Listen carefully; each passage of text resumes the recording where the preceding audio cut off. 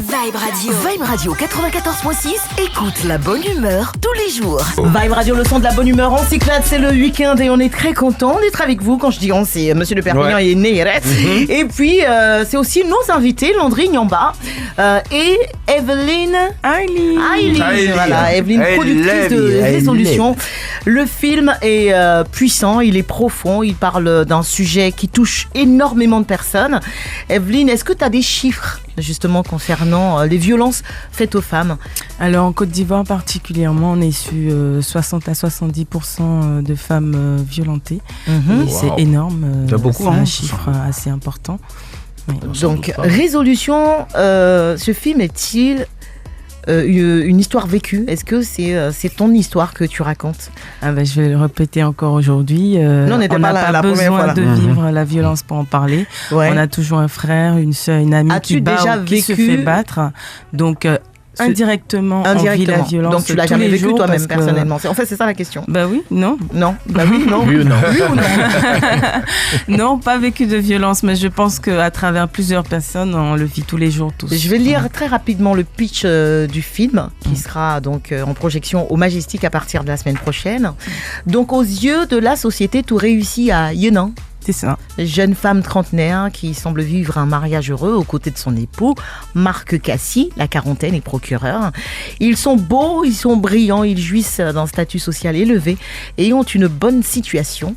À la tête d'une usine de cacao qu'elle dirige d'une main de fer, Yenan est également la mère de Kevin, un adolescent de 16 ans. Mais derrière les apparences se cache une toute autre réalité. Yenan étant victime des crises de violence d'un conjoint qu'elle ne peut se résoudre à quitter. Donc Résolution, voici le film qui vous parle et qui sera au cinéma. Je disais que c'était un film profond parce que là on n'est vraiment pas dans la fiction réelle.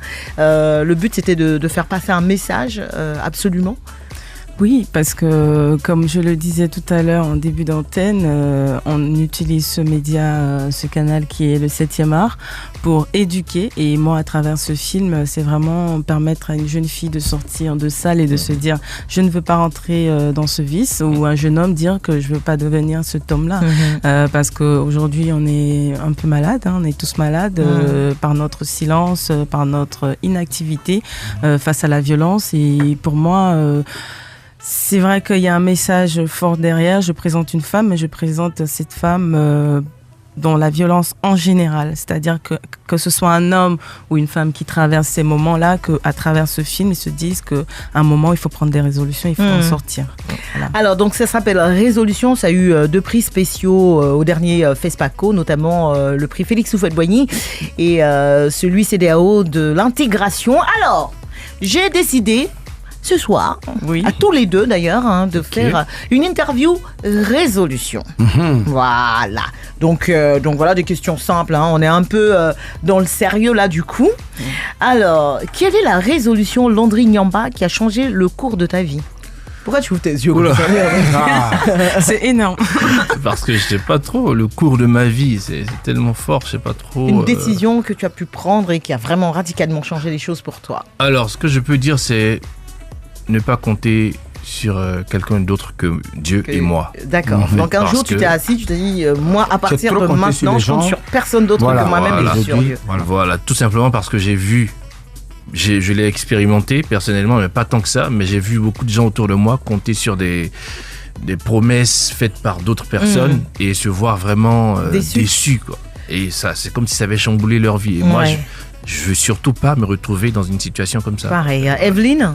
Alors, j'ai juste envie de dire que ce film a été la plus grande résolution de toute ma vie à ce jour. Un jour, tu t'es assise, tu t'es dit, et si je faisais un film? Non, parce que ça a été pondu en une nuit en 2013.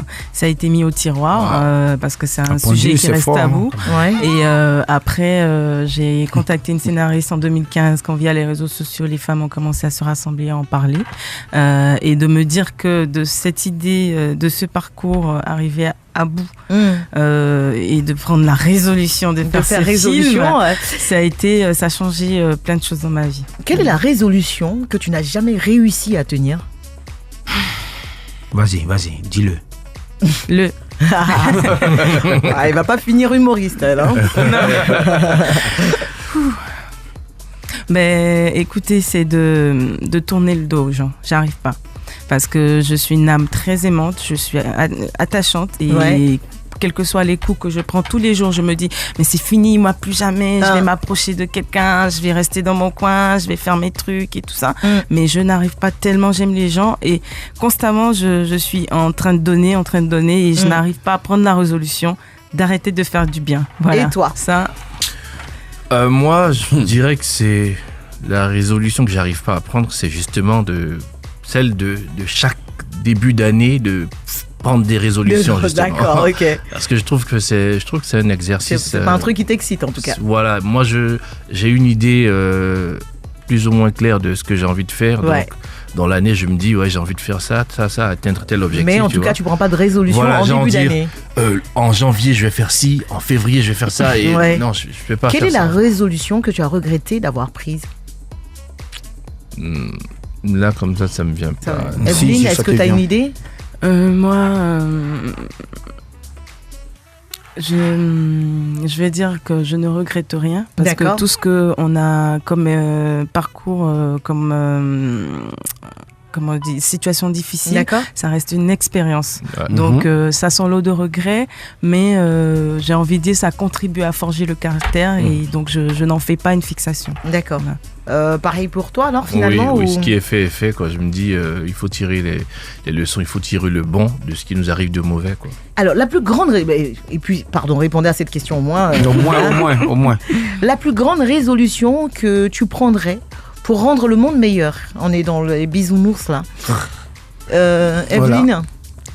Quel problème. La plus grande résolution que je prendrais, c'est de continuer. Voilà. À donner? Oui, continuer à donner, ne jamais m'arrêter, continuer à donner de l'amour, continuer à donner du respect, continuer à donner de ma personne, continuer à donner tout ce que j'ai en moi. Voilà, continuer à donner. Ça, c'est ma plus grande résolution. Ouais. Landry Nyamba.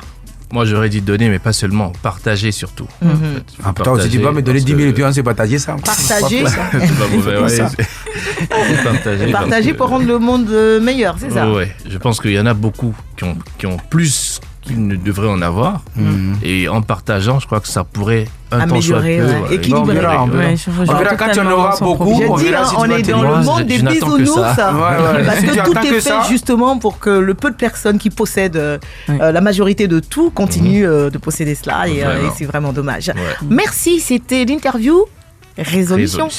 Vibe Radio 94.6, le son de la bonne humeur. Vibe Radio. Élu radio commercial de l'année en 2018 et 2019 par les consommateurs africains.